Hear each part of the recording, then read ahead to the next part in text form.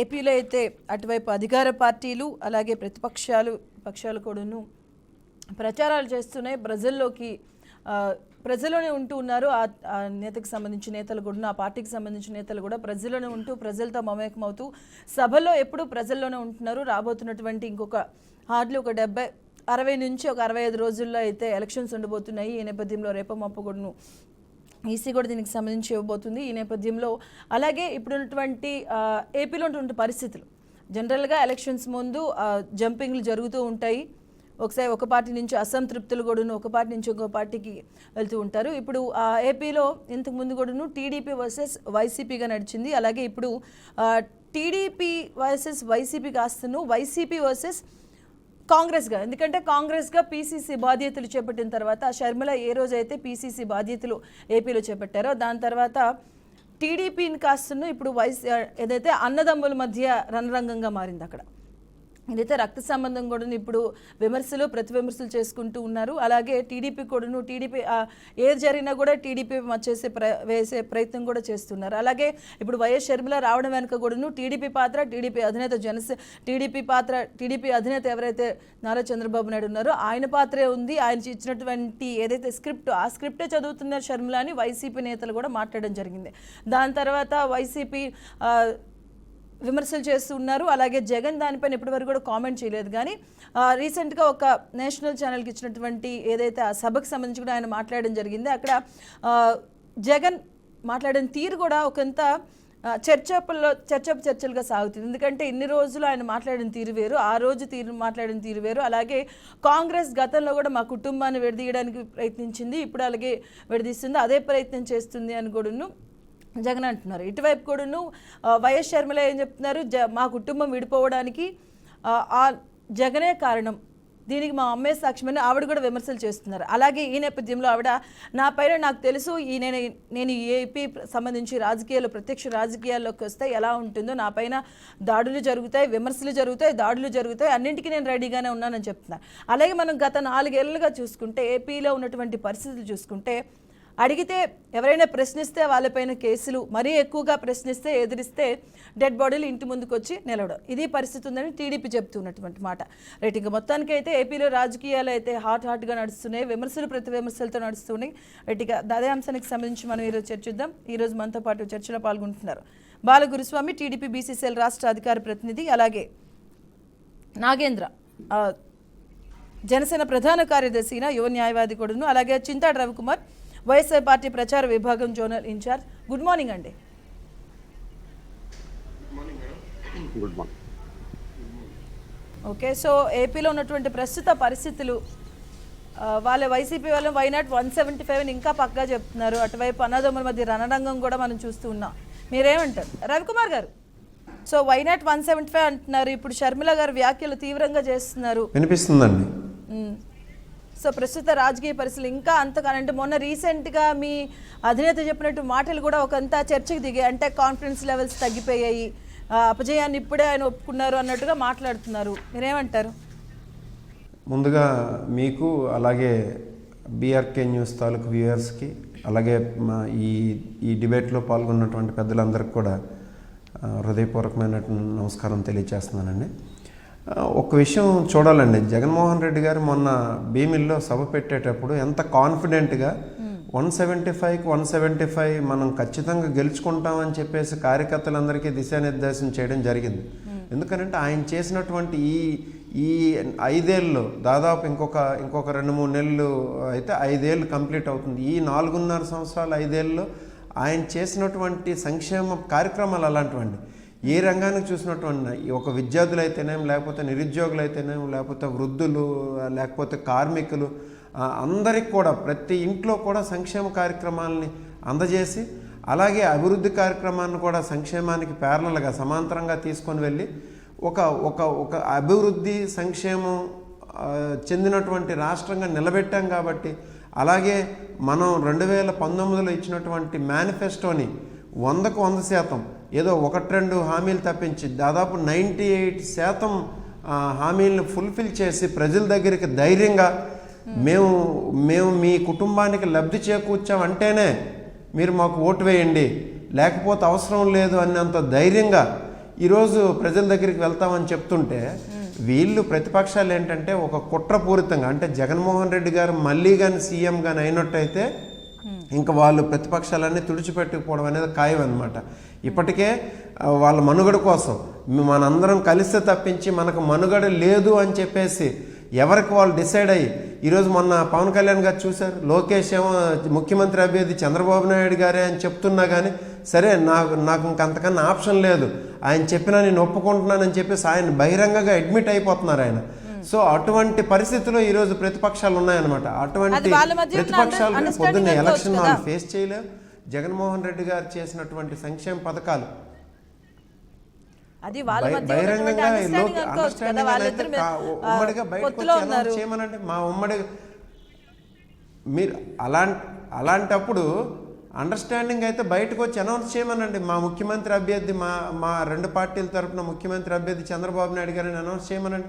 ఆయన లోకేష్ గారు అనౌన్స్ చేయడం ఏంటి, ఈయన దాన్ని బాధపడతా మేము సరే అని చెప్పేసి అని మాలో బాధ ఉన్నా కానీ మేము ఒప్పుకుంటున్నాం, మేమేదో మేము అడ్మిట్ అవుతున్నాం అని చెప్పేసి రెండు అసెంబ్లీ సీట్లను అనౌన్స్ చేసిన సందర్భంగా పవన్ కళ్యాణ్ గారి మాటల్లోనే అన్రెస్ట్ కనిపిస్తుంది. సో వాళ్ళందరికీ ఏంటంటే ఒక కంపల్షన్ అనమాట. ఇంకా మనం ఏకమైతే తప్పించి జగన్మోహన్ రెడ్డి గారిని కనీసం ఎన్నికల్లో ఎదుర్కోలేమని చెప్పేసి ఒక అన్రెస్ట్తో వాళ్ళందరూ వాళ్ళ తాలూకు భావజాలాలు వేరైనా 2014లో కలిసినటువంటి చంద్రబాబు నాయుడు పవన్ కళ్యాణ్ 2017-16కు వచ్చేసరికి ఆల్రెడీ విడిపోయారు. విపరీతమైనటువంటి వ్యాఖ్యలు చేశారు పవన్ కళ్యాణ్ గారు తిట్టిన చంద్రబాబు నాయుడు గారిని, లోకేష్ని తిట్టిన తిట్లు ఏమైనా చూసినట్లయితే ప్రతి ఒక్కరు కూడా జనసేన కార్యకర్తలు కూడా అసహించుకుంటారు అనమాట. మళ్ళీ ఈరోజు వాళ్ళే కలిసి ఈరోజు జగన్మోహన్ రెడ్డి గారి మీద దాడి చేస్తున్నారు. ఒక్కటే ఏంటంటే వాళ్ళకి కనిపిస్తుందంతా జగన్మోహన్ రెడ్డి గారిని మనం ఎలా ఎదుర్కోవాలని చెప్పేసి ఒక రకమైన భావజాలం కనిపిస్తుంది. కామన్ ఎజెండా అనేది వాళ్ళకి లేదు.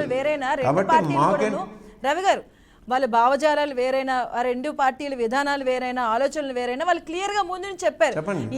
ఈ రాష్ట్రంలో అవినీతి పాలన, అరాచక పాలన పోవాలి, భస్మాసురుడి పాలన పోవాలి, అందుకనే మేము అందరం ఒక గూటికి చేరుతామని క్లియర్గా వాళ్ళు చెప్పడం జరిగింది.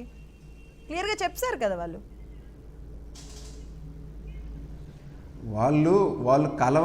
వాళ్ళు కలవాలి కాబట్టి ఇట్లాంటి అబండాలు చేస్తున్నారండి. ప్రజలందరూ ఈరోజు ప్రజల దగ్గరికి వెళ్ళి గ్రౌండ్లో కానీ రిపోర్ట్ తీసుకున్నట్లయితే ప్రతి కుటుంబం కూడా జగన్మోహన్ రెడ్డి గారి పాలన వల్ల ఒక రకమైన సాటిస్ఫాక్షన్తో ఉన్నారు.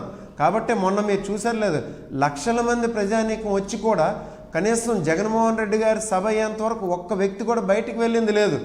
అలా 2.5 లక్షలు 3 లక్షల మంది జనాలు అలా జగన్మోహన్ రెడ్డి గారు అసలు హెలికాప్టర్లో, నేను ఆ రోజు స్టేజ్ మీదే ఉన్నాను, హెలికాప్టర్ మీద వస్తుంటే కేరింతలు కొట్టి, హెలికాప్టర్లో జగన్మోహన్ రెడ్డి గారిని చూసి కేరింతలు కొట్టి ఆయన స్పీచ్ ఆద్యంతం కూడా ఒక రకమైన ఉత్సాహంతో జగన్మోహన్ రెడ్డి గారి మాటలు విన్నారనమాట. సో అది తెలియజేస్తుందండి మాకు క్లియర్గా ప్రజలకు సంక్షేమం చేశారు, అభివృద్ధి చేశారు కాబట్టి వాళ్ళు సాటిస్ఫాక్షన్తో ఉన్నారు. ఈ బ్యాచ్ అంతా, ఈ పచ్చ బ్యాచ్, ఎల్లో బ్యాచ్ అంతా కూడా ఏమని చెప్పేసి వెళ్తారండి ప్రజలకి. ఈరోజు క్లియర్గా చెప్పమానండి, మేము జగన్మోహన్ రెడ్డి గారు ఇచ్చిన సంక్షేమ పథకాలు మేము తీసేస్తాం, ఆయన ఇచ్చిన సంక్షేమ పథకాలు పనికిరావు అని చెప్పేసి చెప్పమానండి.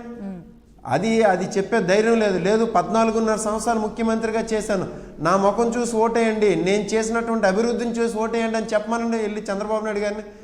ఏ రకంగా చేత్కరిస్తారో జనాలు, అవేమీ చేయలేరు. పవన్ కళ్యాణ్ గారి కంటే ఎలాగా లేదు, అటువంటి అవకాశం రాలేదు, నిలకడ కూడా లేదు.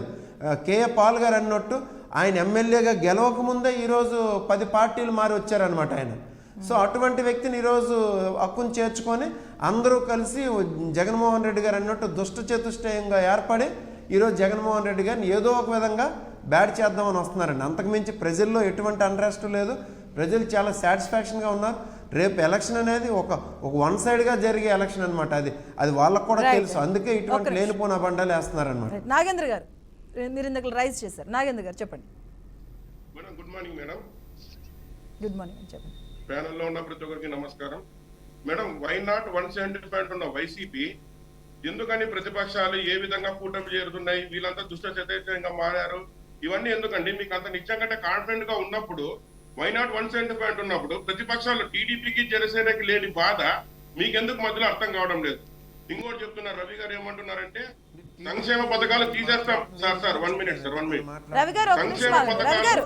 రవి గారు లెట్ హిమ్ కంప్లీట్, దాని తర్వాత మీరు మాట్లాడతారు. మీరు చెప్పండి నాగేంద్ర గారు. మేడం రవి గారు ఏమంటున్నారంటే సంక్షేమ పథకాలు తీసేస్తామని చెప్పండి అంటున్నారు. అదేదో వీళ్ళే స్వాతంత్రం వచ్చిన తర్వాత ప్రజాస్వామ్యం ఏర్పడిన తర్వాత ఫస్ట్ టైం సంక్షేమ పథకాలు ఏర్పాటు చేశాం మేము, మీరు తీసేయండి అని చెప్తున్నారు. మేడం ప్రజల జీవన పరిణామాలను బట్టి ఎప్పటికప్పుడు సంక్షేమ పథకాలు అప్డేట్ వర్షన్ లో ఇస్తూనే ఉంటారు, కానీ ఏ ఒక్క పార్టీ వచ్చినా కూడా సంక్షేమం అనేది ఈ రాష్ట్రానికి కానీ ఈ దేశానికి కానీ చాలా అవసరం. జనసేన కానీ టీడీపీ కానీ ఎప్పుడే కానీ మేము సంక్షేమ పథకాలు తీసేస్తామని చెప్పలేదు, కానీ ఇంకా మెరుగ్గా ఇవ్వడానికి మేము సిద్ధంగా ఉన్నాం. అంతకు మించి సంక్షేమం ఏ విధంగా ఉండాలంటే రాష్ట్రం అభివృద్ధి చెందాలి, దాని నుంచి వచ్చే డబ్బుతో సంక్షేమం చేస్తే అన్ని రకాలుగా బాగుంటుందనే ఒక ఉద్దేశంతో మేము జనసేన టీడీపీ ఏకమవడం జరిగింది. అంతేగాని అప్పులు చేసి మీరు సంక్షేమం ఇస్తారు, ఈ రోజు మీరు దిగిపోయిన తర్వాత ఆ అప్పులకి ఎవరండి బాధ్యతలు? ఈరోజు దాదాపు అంటే కొన్ని లక్షల కోట్ల రాష్ట్రం అప్పుల పాలైపోయింది. దానికి కారణం మీ జగన్మోహన్ రెడ్డి కాదంటారా? ఏం లేదండి, ఇప్పుడు అభివృద్ధిని సంక్షేమాన్ని సమాంతరంగా తీసుకెళ్ళినటువంటి వ్యక్తి జగన్మోహన్ రెడ్డి గారండి. చెప్పానండి, వాళ్ళు ఏ పథకాలు ఏవో ప్రవేశపెడతాం అంటున్నారు కదా, ఆ పథకాలకి ఎక్కడి నుండి వాళ్ళు నిధులు సమీకరిస్తారు ఒకసారి చెప్పమానండి. వాళ్ళు తీసుకొచ్చినటువంటి ఏది లాస్ట్ టైం చంద్రబాబు నాయుడు గారు తీసుకొచ్చినట్టు 2014-19 మధ్య జరిగినటువంటి అభివృద్ధిని పక్కన పెట్టమనండి, తెలుస్తుంది ఏంటైనా. ఈరోజు శ్రీకాకుళం జిల్లాకే చూసినట్లయితే ఒక పోర్ట్ అండి 4,500 కోట్ల రూపాయలతో ఒక పోర్ట్ కన్స్ట్రక్ట్ చేస్తున్నారండి. అలాగే రామాయపట్నం దగ్గర మన మచిలీపట్నం దగ్గర పోర్టులను తీసుకొచ్చి కన్స్ట్రక్ట్ చేస్తున్నారండి. ఎంతో 5,60,000 మంది ఉద్యోగులను ఈరోజు నియమించారండి ఈ రాష్ట్రంలో. అంటే contract base, out sourcing, permanent కలిపి. ఒకసారి ఆలోచించండి, ఇలాంటి అభివృద్ధి కార్యక్రమాల్ని, సంక్షేమ కార్యక్రమాల్ని జగన్మోహన్ రెడ్డి గారు సమాంతరంగా తీసుకెళ్తుంటే వీళ్ళు చంద్రబాబు నాయుడు గారు 2014-19 మధ్యకాలంలో తీసుకొచ్చిన ఆయన చూడండి ఒకసారి జరుగుతాయండి. ఇప్పుడు అలాంటి మూలపాటి పోర్టు కానీ చూసినట్టయితే 4,500 కోట్ల రూపాయలు వేసినటువంటి పోర్టును కానీ చూసినట్టయితే ఇలాంటి రహదారులు 50 రహదారులు నిర్మించవచ్చునండి. ఆల్రెడీ అది టెండర్ వేసి ఉందండి. కాంట్రాక్టర్ తాలూకు వైఫల్యం వల్ల ఆ రోజు సెంట్రల్ ఇన్ఫ్రాస్ట్రక్చర్ డెవలప్మెంట్ కార్పొరేషన్ నుండి వచ్చిన నిధుల్ని, ఎందుకంటే అది ఇంటర్స్టేట్ రోడ్ అండి, ఆంధ్రాల వలస శ్రీకాకుళం మధ్య ఉండే రోడ్డు అనేది interstate road, central road infrastructure corporation నుండి నిధులు వచ్చేదానికి. ఎప్పుడైతే ఈ కాంట్రాక్టర్ వైఫల్యం వల్ల కొంత లేట్ అయిందో ఆ నిధులు వెనక్కి వెళ్ళిపోయినాయి. ఈరోజు స్టేట్ గవర్నమెంట్ ఆ నిధుల్ని కేటాయించి కొంతవరకు పనులు చేయించిందండి. మిగతా పనులు కాంట్రాక్టర్ వైఫల్యం వల్ల, లేకపోతే నిధులు కొద్దిగా సమీకరించడంలో లేట్ అవ్వడం వల్ల కొద్దిగా వాస్తవమే, అది దానికి అడ్మిట్ అవ్వకుండా ఏం లేదు. సో దాన్నే చూపించి ఈరోజు 4,500 కోట్ల రూపాయలు పెట్టి మూలపేటలో పోర్టు నిర్మిస్తున్నారు. అలాగే 700 కోట్లు పెట్టి ఆల్రెడీ ఉద్దానంలో డ్రింకింగ్ వాటర్ స్కీమ్ని ఒక ప్రభుత్వంలో స్టార్ట్ చేసి అదే ప్రభుత్వంలో 700 కోట్ల రూపాయలు పెట్టిన ప్రాజెక్ట్ ఓపెన్ చేశారంటే దాన్ని చూపించండి. అలాగే ఈరోజు చంద్రబాబు నాయుడు గారు ఆయన మైక్రోసాఫ్ట్కి నాకు ఆయన మన బిల్ గేట్స్ గారు నాకు ఫ్రెండ్ అని అన్నారు కదా, ఎందుకు ఒక మైక్రోసాఫ్ట్ కార్పొరేషన్ తీసుకొచ్చి ఆంధ్రప్రదేశ్లో 2014-19 మధ్యన ఏర్పాటు చేయలేదు? ఆయన పెట్టిన కంపెనీలను చెప్పమానండి. 2014-19 మధ్యన ఆయన ఏర్పాటు చేసిన పోర్టులను చెప్పమానండి. ఆయన చేసిన అభివృద్ధి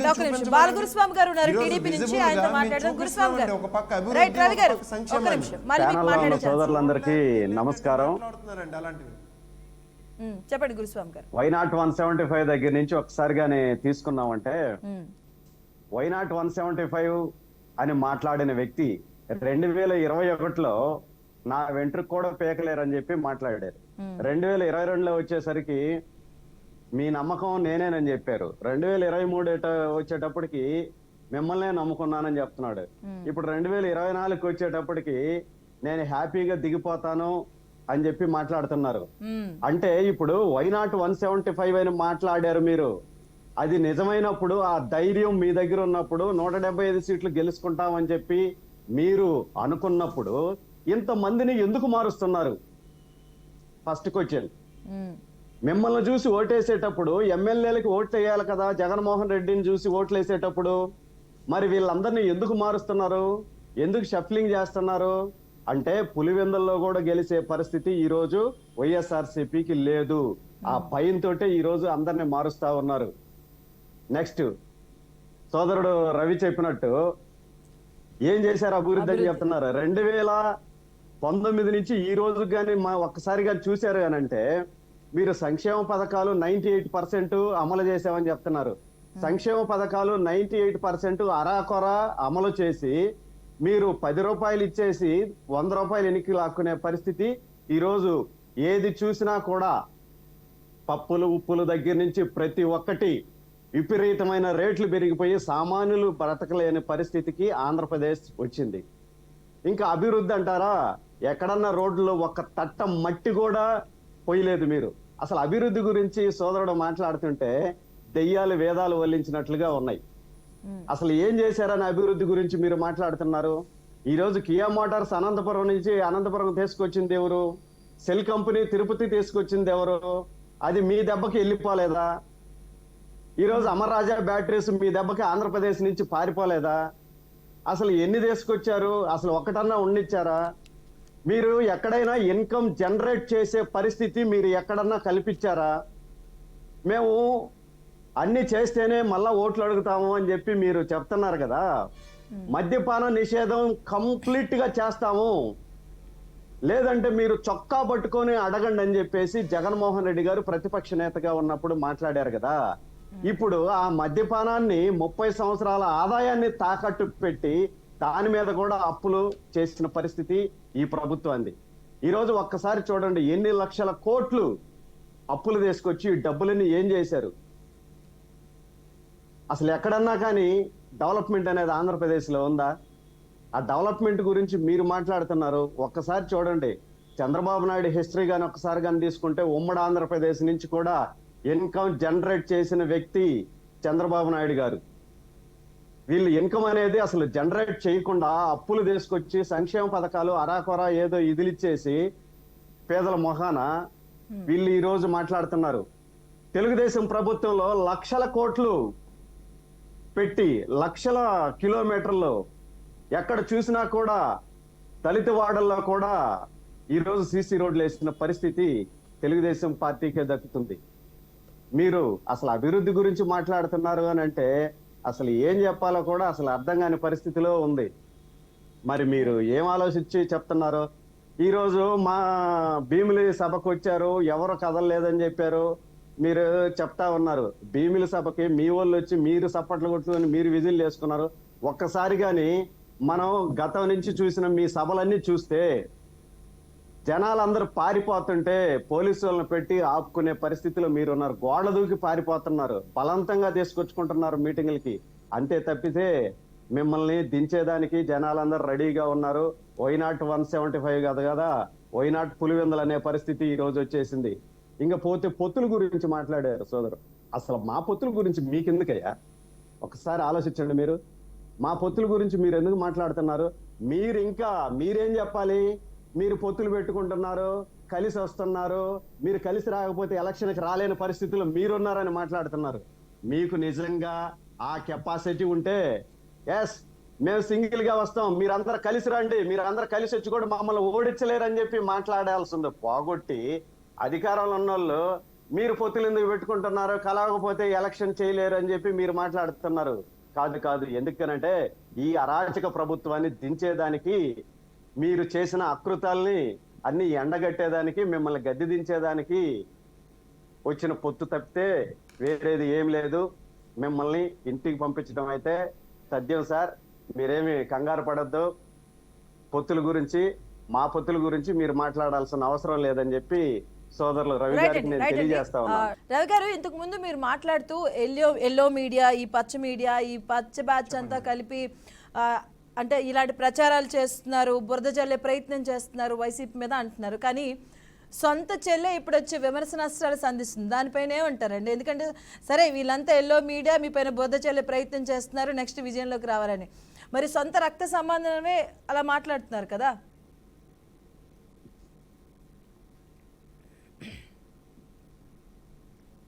అది కూడా ఒక రకమైనటువంటి చంద్రబాబు నాయుడు గారి కుట్రలో భాగమేనండి. ఒకసారి ఆలోచించండి. కాంగ్రెస్ పార్టీని, జగన్మోహన్ రెడ్డి గారిని, ఆంధ్రప్రదేశ్ రాష్ట్రాన్ని ఎంత అన్యాయం చేసిందో ఒక విషయం ఎవరైనా ఈ విషయాన్ని కాదనగలరా? అసలు అడ్డగోలుగా విభజించి ఆంధ్రప్రదేశ్ రాష్ట్రాన్ని ఎంత అన్యాయంగా మనం తీసుకొచ్చి ఈ దుస్థితిలో నెట్టిందో ఆ పార్టీ అదే పార్టీ వల్ల కారణమైందండి. కాంగ్రెస్ పార్టీ. ఆ పార్టీలో ఈవిడ చేరింది అని అంటేనే ఒకటి మీరు చూడండి, ఏమైనా సరే ఒకవేళ ఆవిడకు ఉండే అన్రెస్ట్ ఏమైనా పదవుల వల్ల ఏమైనా కారణం అయితే, అంటే ఒక కుటుంబం ఏమైనా సరే మొత్తం ఇప్పుడు కేసీఆర్ కుటుంబం లాగా లేకపోతే ఇంకో కుటుంబం లాగా రాష్ట్రాన్ని ఏలాలా? అదేమైనా మంచి సంస్కారం అది? ఒకవేళ అనుకుంటే అది అంటే బహిరంగంగా ఆవిడ ఎందువల్ల అన్రెస్ట్లో ఉన్నారని ఆవిడే చెప్పలేదు. ఆవిడ ఒకవేళ చెప్తే మంచిదే అది. ఒకవేళ లేనప్పుడు ఒకవేళ పదవులే అనుకుంటే కుటుంబ సభ్యులందరికీ పదవులు ఇవ్వడం అనేది మంచి పద్ధతి, లేకపోతే చంద్రబాబు నాయుడు గారు లోకేష్కి తీసుకొచ్చి అర్హత లేకున్నా ఆయన మంగళగిరిలో ఓడిపోయినా ఆయన తీసుకొచ్చి ఒక మంత్రి పదవి ఇచ్చి ఇంపార్టెంట్ పంచాయతీరాజు లేకపోతే ఐటీ మంత్రి ఇలాంటి మంత్రి పదవులు ఇచ్చి చేయడం అనేది ఒక మంచి సంస్కారం అది? దాన్ని ప్రజలందరూ యాక్సెప్ట్ చేస్తారా? ఒకవేళ అదే కారణం అయితే ఆవిడ కారణాలు ఏమైనా చెప్తే ఆవిడ అప్పుడు దాని గురించి మాట్లాడవచ్చు. ఆవిడ ఇండివిజువల్ పొలిటికల్ ఎజెండాతోనైనా లేకపోతే అది ఇంకొకరి ప్రోద్బలంతోనైనా అట్లా చేస్తే దాని గురించి ఎవరు ఏం మాట్లాడలేరు. అది రాష్ట్రాన్ని అత్యంత దారుణంగా ఈరోజు ఈ దుస్థితిలోకి నెట్టినటువంటి కాంగ్రెస్ పార్టీతో కలిస్తే ఇంకా దాన్ని ఏ రకంగా దాన్ని మనం తీసుకోవాలి? ఇంకా జనసేన మిత్రులు మాట్లాడుతున్నారు, ఎంతమందిని ఇలా జగన్మోహన్ రెడ్డి గారిని చూసే ఒకవేళ ఓటేస్తే ఇంతమందిని ఎందుకు మార్చాలని చెప్పేసరి. ఈరోజు క్లియర్గా ఇంతమందిని మార్చుతున్నా దానికి కారణాలు ఏంటంటే సామాజిక సమీకరణాల దృష్టిగా జగన్మోహన్ రెడ్డి గారికి ఏంటంటే బీసీలైనా ఎస్సీలైనా ఎస్టీలైనా మైనార్టీలకైనా ఒక మంచి అవకాశాలు కల్పించాలి, చట్టసభల్లో తీసుకొచ్చి ఆ వర్గాలకు ప్రాతినిధ్యం కల్పించాలనే ఉద్దేశంతోనే ఈరోజు నర్సరావుపేటలో ఒక ఓసీగా ఉన్నటువంటి పార్లమెంట్ అభ్యర్థిని తీసి ఈరోజు ఒక బీసీ అభ్యర్థిగా మార్చారు. అలాగే మంగళగిరిలో ఆయనకు అత్యంత సన్నిహితుడైనటువంటి ఆర్కేని మార్చి ఒక బీసీ అభ్యర్థికి ఇచ్చారు.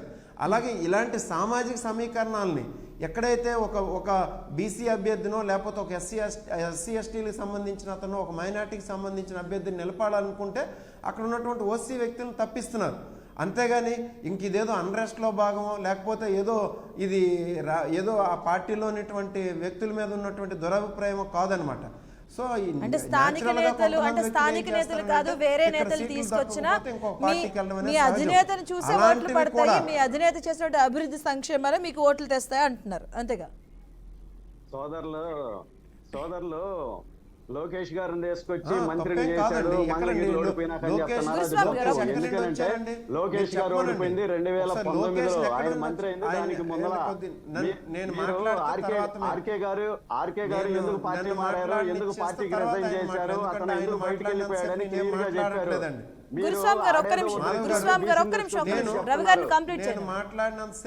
ఆయన మాట్లాడినంతసేపు నేను మాట్లాడలేదు.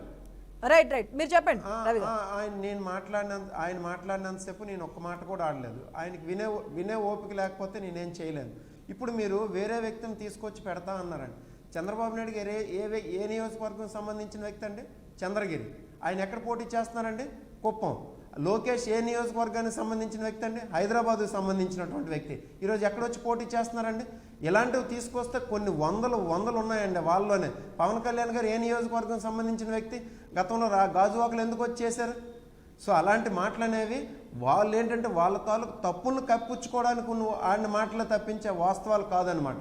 జగన్మోహన్ రెడ్డి గారు చాలా క్లియర్గా చెప్తున్నారండి, ఆయన అణగారిన వర్గాలను తీసుకొచ్చి అప్లిఫ్ట్ చేద్దాం, మనం వాళ్ళకు కూడా రాజకీయ ప్రాతినిధ్యం కల్పిద్దాం. ఏమంటే చాలా కులాలకి, అసలు పట్టించుకోని కులాలకి ఈరోజు తీసుకొచ్చి ప్రాతినిధ్యం కల్పించారండి. దానివలన ఈరోజు చంద్రబాబు నాయుడు గారికి కూడా ఒక కంపల్షన్ క్రియేట్ అయింది. ఖచ్చితంగా మేము కూడా బీసీలకి ఎస్సీలకి ఎస్టీలకి ఈరోజు ఇవ్వాల్సిందే, లేకపోతే ఆయన సామాజిక వర్గానికి సంబంధించిన వ్యక్తులందరినీ పెట్టుకున్నారండి ఆయన. ఇప్పుడు బీసీలని ఎస్సీలని ఎస్టీలని మేము కూడా తప్పదు ఇవ్వాలనే ఒక రకమైన వాతావరణాన్ని క్రియేట్ చేసినటువంటి వ్యక్తి జగన్మోహన్ రెడ్డి గారండి. ఇంకా జనసేన మాట్లాడుతున్న మాటలు ఏమైనా నేను చెప్పమంటే ఆల్రెడీ చెప్తానండి. సార్, ఇందాక షర్మిల గారు కాంగ్రెస్ లోకి వెళ్ళారు, మన రాష్ట్రాన్ని డివైడ్ చేసిన కాంగ్రెస్ అంటున్నారు. సార్ బానే ఉంది, రాష్ట్రం డివైడ్ అవుతున్నప్పుడు మీ జగన్మోహన్ రెడ్డి గారి క్యాడర్ ఏమండి? ఆంధ్రప్రదేశ్ ఎంపీ. మరి ఆ రోజు పార్లమెంట్ లో ఈ ఎంపీ గారు ఎందుకు పోరాడలేదు? ఏదో వ్యక్తుల వెనక వెళ్ళి ఒక ప్లకార్డ్ పట్టుకొని నిలబడ్డాడు అంతే, సోనియా గాంధీ గారికి కనపడుకోకుండా. కేవలం కాంగ్రెస్ వాళ్ళు మిమ్మల్ని సీఎం గా అభ్యర్థిగా అప్పట్లో ప్రకటించలేదు కాబట్టి మీరు బయటకు వచ్చారు. కానీ ఈరోజు మీరు షర్మిల అని అంటున్నారు. నిజమైన ఈ ఆంధ్రప్రదేశ్ ద్రోహులు ఎవరో ఉన్నారంటే మొట్టమొదటిగా జగన్మోహన్ రెడ్డి.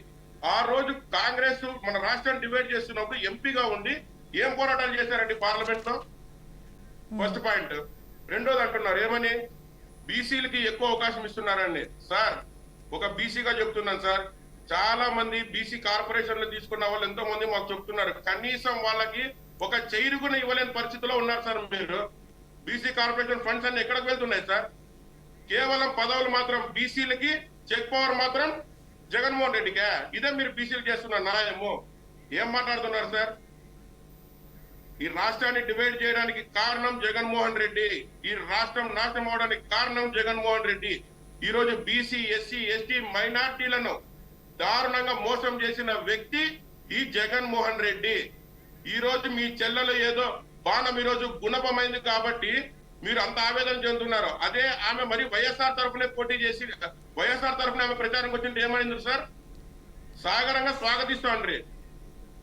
మీరు ఇలాంటి మాటలు మాట్లాడడం కూడా తప్పు సార్. ఏదో కప్పిపుచ్చేటట్లే ఉంది తప్ప మీ దీని మించి మీరు ఏం చేయలేని పరిస్థితిలో ఉన్నారు సార్. ఖచ్చితంగా సిద్ధంగా ఉండండి ఎలక్షన్లకి దిగిపోవడానికి. ఇంకంతకు మించి మేము చెప్పే పరిస్థితుల్లో కూడా ఏమి లేవు, మీరు వినే పరిస్థితుల్లో అంతకన్నా లేరండి.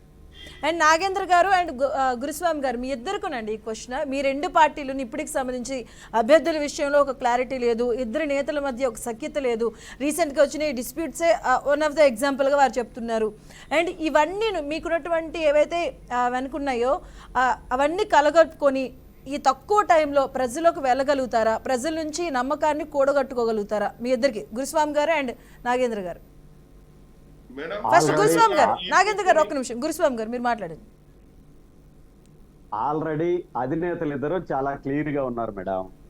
ఎవరు ఎక్కడ పోటీ చేయాలి, ఎన్ని సీట్లు పోటీ చేయాలి అనేది చాలా క్లియర్ గా ఉన్నారు. వీళ్ళు ఎందుకనంటే వాళ్ళు చేసే దుష్ప్రచారం తప్ప అధినేతలు ఇద్దరు చాలా క్లియర్ గా ఉన్నారు. ఎవరు ఎన్ని సీట్లు పోటీ చేయాలి, ఎక్కడెక్కడ పోటీ చేయాలనేది క్లియర్ గా ఉన్నారు. దాని గురించి అయితే నో డౌట్ ఎట్ ఆల్. ఒక్క సెకండ్ కూడా దాని గురించి ఆలోచించాల్సిన అవసరం లేదు. పోతే సోదరులు ఇందాక మాట్లాడుతూ ఒక ఫ్యామిలీలో ఎంతమంది పదవులు ఇస్తారని చెప్పి మాట్లాడుతున్నారు. సోదరులు రవి గారు, బొత్స సత్యనారాయణ గారి ఇంట్లో ఎంతమంది పోటీ చేశారు? 3 చేశారు. పెద్దిరెడ్డి రామచంద్రారెడ్డి గారి ఇంట్లో 3 పోటీ చేశారు. ఆలోచించండి. మీరు స్థానికేతరులు వచ్చి పోటీ చేస్తారు ఎక్కడైనా అని చెప్పేసి మా లోకేష్ బాబుని లేదంటే పవన్ కళ్యాణ్ గారిని, చంద్రబాబు నాయుడు గారిని మాట్లాడుతున్నారు.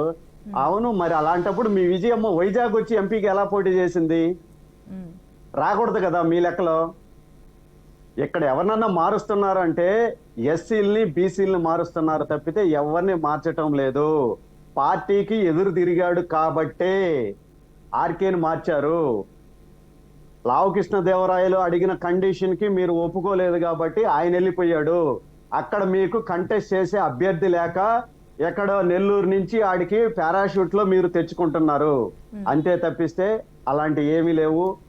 మా అధినేతలు ఇద్దరు చాలా క్లియర్ గా ఉన్నారు. మేమైతే చాలా క్లియర్ గా ముందుకెళ్తున్నాం. ఎలక్షన్ ఎదుర్కోవడానికి గ్రౌండ్ లేకి చాలా క్లియర్ గా పోతున్నాము. ఇకపోతే మీరు పులివెందుల్లో షర్మిల బార్ నుంచి బయటపడేదానికి ఒక్కసారి ఆలోచించండి. అసలు సొంత చెల్లి 3 మీరు జైల్లో, ఒక్క నిమిషం మేడం, జగన్మోహన్ రెడ్డి జైల్లో ఉన్నప్పుడు 3200 కిలోమీటర్ల పాదయాత్ర చేసిన షర్మిల గారు, మీరు జైల్లో ఉన్నప్పుడు పార్టీని కాపాడిన షర్మిల గారు అధికారంలోకి వచ్చిన తర్వాత కనపడకుండా వెళ్ళిపోయింది. అసలు మొన్న మీడియాలో కూడా రావడం జరిగింది. వాళ్ళు ఏదో పర్సనల్ ఇష్యూ మీద మాట్లాడుకునేటప్పుడు గొంతు పట్టుకొని విజయం అని చెప్పి చెప్తున్నారు. మీరు ఆలోచించండి. మన ఇది కొనసాగిస్తే మనకి టైం సరిపోదు. నాగేంద్ర గారు ఫైనల్ గా మీరు షార్ట్ కట్ లో చెప్పాలి. అండ్ రవి గారు కూడా మాట్లాడారు, ఇంకా చెప్పండి నాగేంద్ర గారు. మేడం, క్లియర్ గా ఈ పొత్తు జనసేన టీడీపీ కన్నా కూడా ప్రజలు కోరుకున్నారు మేడం. ఈ దుష్ట పాలన పోవాలంటే జనసేన, టీడీపీ ఇవన్నీ ఎమర్జెన్సీ సిచ్యువేషన్ లో అప్పట్లో ఏ విధంగా పార్టీలన్నీ ఏకమయ్యాయో ఈ రోజు ఆంధ్రప్రదేశ్ ని కాపాడుకోవాలంటే ఈ పొత్తు ఎంతైనా అవసరం ఉందని చెప్పి ప్రజలు, కార్యకర్తలు, నాయకులు అందరూ కోరుకున్నారు కాబట్టి ఈ పొత్తు చిగురించిందండి. ఇది ఖచ్చితంగా మా అధ్యక్షులు ఇద్దరు చాలా క్లియర్ గా ఉన్నారు. ఎక్కడెక్కడ ఎవరెవరు పోటీ చేయాలి, ఎన్ని స్థానాలు పోటీ చేయాలని. మా లక్ష్యం ఒకటే, ఈ జనసేన టీడీపీ కలిసి వైసీపీ విముక్త ఆంధ్రప్రదేశ్ ని తీసుకురావడమే మా మొదటి అజెండా అయితే, రెండోది ఈ ఆంధ్రప్రదేశ్ అభివృద్ధి జరగాలి, సంక్షేమం జరగాలి అనే ఈ రెండు నినాదాలతో ఈ పొత్తు ఉంది తప్ప ఎంతో మంది ప్రతిపక్షాలు కలిసి ఈ పొత్తుని మేము ముందు తీసుకెళ్తాం. అధికార పార్టీ కానీ ఇంకా ఎవరైనా మీడియా వాళ్ళు కానీ మీడియా ఛానల్స్ ఏమైనా ఉన్నా కూడా వాళ్ళకి అనుకూల మీడియా ఛానల్స్ ఏమున్నా కూడా మా పొత్తుని ఎట్టి పరిస్థితుల్లో వాళ్ళు రైట్ అండి, చేయలేరు. రైట్ నాగేంద్ర గారు. సో రవి గారు చూసారు, టీడీపీ జనసేన క్లారిటీగా ఉన్నారు, వారు సిద్ధంగా ఉన్నారు, ప్రజల్లోకి వెళ్తాం, ఖచ్చితంగా మా పొత్తు ఇలా కొనసాగుతుంది, మేము క్లారిటీగా ఉన్నామని వారు చెప్తున్నారు. అండ్ మీరు ఇంతకుముందు అభివృద్ధి గురించి మాట్లాడేటప్పుడు అంటే మీకున్నటువంటి డిస్ప్యూట్స్ కూడా మీకున్నాయి, అసంతృప్తులు ఒకవైపు, స్థాన మార్పిడి ఇంకొక వైపు, ఇంకొకటి అభివృద్ధి సంక్షేమాలు ఉంటే మీ నేతలు ఇంటింటికి ప్రచారానికి వెళ్ళేటప్పుడు మీ నేతలకే వ్యతిరేకత వచ్చింది. అది కూడా కాదనడానికి లేదు, ఎందుకంటే దానికి క్లియర్ కట్గా మనకు కనిపించింది కదా ఆ టైంలో. సో ఇవన్నీ ఉన్న నేపథ్యంలో ఇటు టీడీపీ కావచ్చు, జనసేన కావచ్చు, మిగతా పార్టీలు అన్నిటి కూడాను ఈ అరాచక పాలన దించాలని వాళ్ళు కూడా సిద్ధంగా ఉండడం జరిగింది. ఇవన్నీ మీరు ఎదుర్కొని వై నాట్ 175 దానికి స్టక్ అయి ఉన్నారా? ఫైనల్గా షార్ట్గా అంటే అరాచక పాలన దించాలని వాళ్ళు చెప్తున్నారండి, ప్రజలేం అనుకోవట్లేదు. అరాచక పాలన ఆల్రెడీ దించేశారు. చంద్రబాబు నాయుడు గారిని 14.5 సంవత్సరాలుగా చూశారు, చూసి అరాచక పాలన ఆల్రెడీ దించేశారు. 2019లో జగన్మోహన్ రెడ్డి గారిని ప్రచారానికి వెళ్ళినప్పుడు, గడప గడపకు ప్రచారానికి వెళ్ళినప్పుడు మీ నేతలకి అది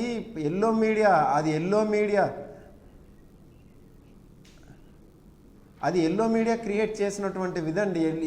గడప గడపకి వెళ్తుంటే నీరాజనాలు పట్టారండి. ఎక్కడెక్కడ ప్రతి కుటుంబంలో ఎంతెంత లబ్ధి జరిగిందో తీసుకువెళ్ళి ఒక డాక్యుమెంటెడ్ ఎవిడెన్స్ గా తీసుకువెళ్ళి ఇస్తే ప్రజలందరూ నీరాజనం పట్టారండి. అంతేగాని ఎక్కడ వ్యతిరేకత లేదు. వీళ్ళు చెప్తున్నారు, ఆయన ఇప్పుడు గురుస్వామి గారు చెప్పారు, వాళ్ళ అధినేతలు ఇద్దరూ క్లియర్గానే ఉన్నారని.